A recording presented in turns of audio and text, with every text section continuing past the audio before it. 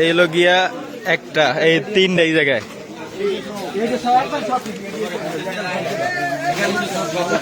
এই সব গরু 9টা গরু ধরা হয়েছে। কেশবপুর বাজারে 9টা গরু উদ্ধার, চোরা গরু উদ্ধার করা হয়েছে। সব তেলালা গরু আনতো চোরা হালারা।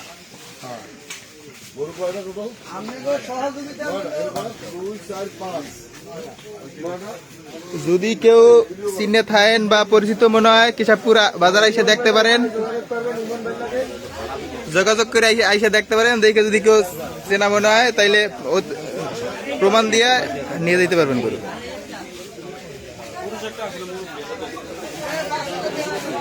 মানুষজন